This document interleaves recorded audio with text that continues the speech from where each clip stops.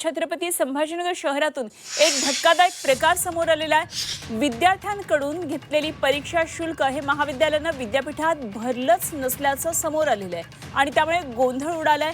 या महाविद्यालयाच्या चुकीमुळे 133 विद्यार्थी परीक्षेपासून आता वंचित राहण्याची शक्यता आहे।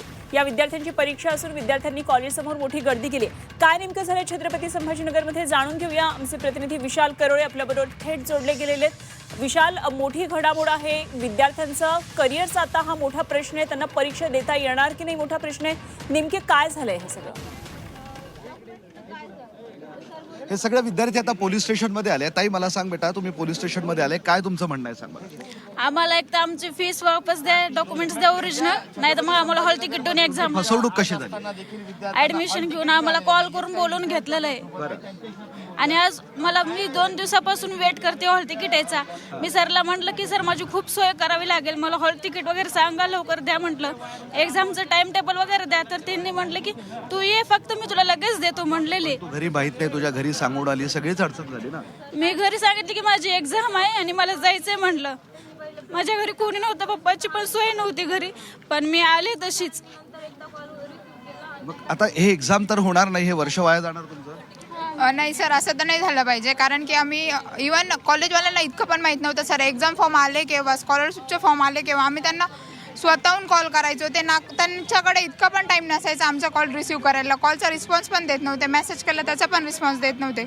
एक्झाम फॉर्म आले तेव्हा सरांना सांगितलं सर बाकीच्या कॉलेजेसची लास्ट डेट आहे, आपला फॉर्म कधी आहे? सर म्हणे बेटा आपलं नवीन आहे, थांबा। म्हटलं ठीक आहे, तरी पण आम्ही थोडं कॉम्प्रोमाइज केलं, म्हटलं येईल लास्ट डेटला सांगितलं। आम्ही टायमावरती सगळ्या स्टुडंटनी फीस भरली, मला ऑनलाईन द्यायची होती, ते काय बोलले नाही, म्हणे आपल्याकडे फीस रिसिप्ट पण नाही म्हणे। बरं ठीक आहे म्हटलं, कॉलेजला देऊन फीस दिली मी, तरी त्यांनी मला तुम्हाला हॉल तिकीट मिळालेच नाही हॉल तिकीट। आणि आज एक्झाम सुरू झाली आहे। आज एक्झाम सुरू झाली, 10 वाजता पेपर होता काल। त्यांनी आम्हाला 3:30 वाजता हॉल तिकीट आणायला बोलवलं होतं। काल आम्ही 2 पासून आलेलो होतो तर 6 पर्यंत तिथं होतो, तिथं कोणीच आलं नव्हतं आणि ते आमचं कॉलच नाही उचलत आहे।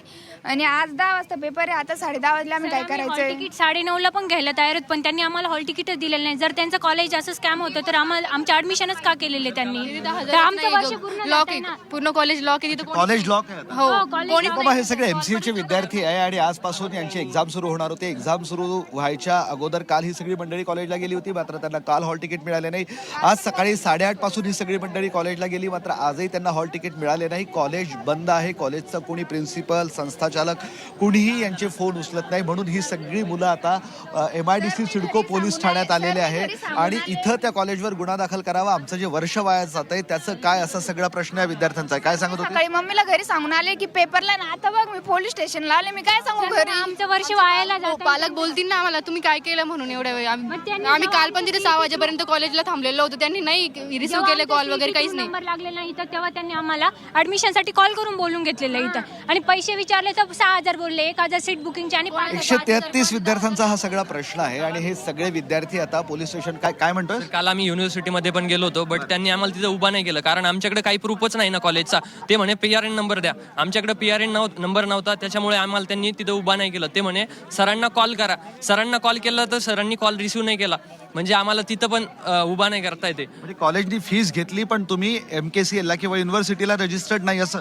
हो, कारण तिथं PRN जनरेट नाही, आमचं तिथं रजिस्ट्रेशनच नाही आणि पूर्ण वर्ष गेलं ना पण आता तुमचं? वर्ष नाही जाणार ना हो, सर। पण आता ऍडमिशन होऊन तुमचं 6-8 महिने तर झाले। हो 6-8 महिने झाले, मग फीस भरली आहे, सर्व झालं। यांनी पर्सनल नंबरला फीस घेतली आहे, तर मग हॉल तिकीट ऐवजी तर काहीतरी रजिस्ट्रेशन दिलं पाहिजे ना। तुम्ही MCA first year second year कुठल्या वर्षाचे स्टुडंट?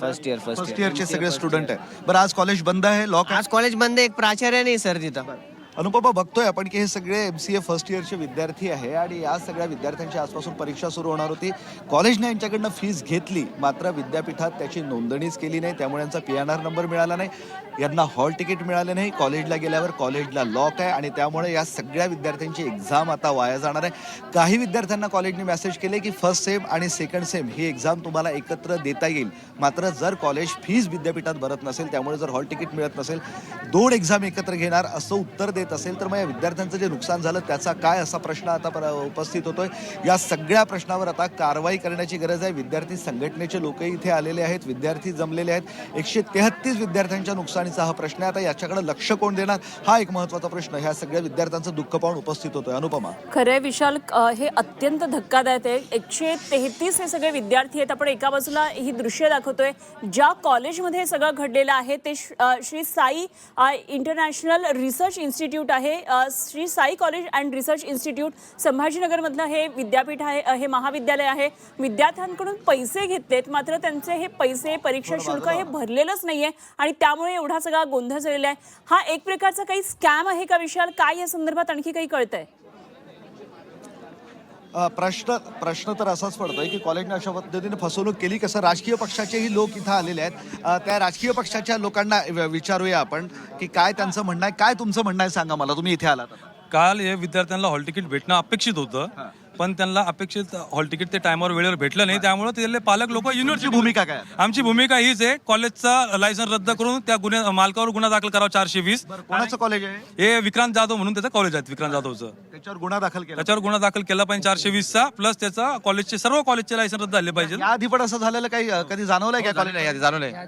याआधी विषय झाला होता विद्यार्थ्यांचा, असाच एक परीक्षेचा विषय होता. तो विषय त्यांनी 2-3 विद्यार्थ्याला परीक्षेची फीस माफ करून तो विषय सॉल्व्ह केला, मॅनेज केला.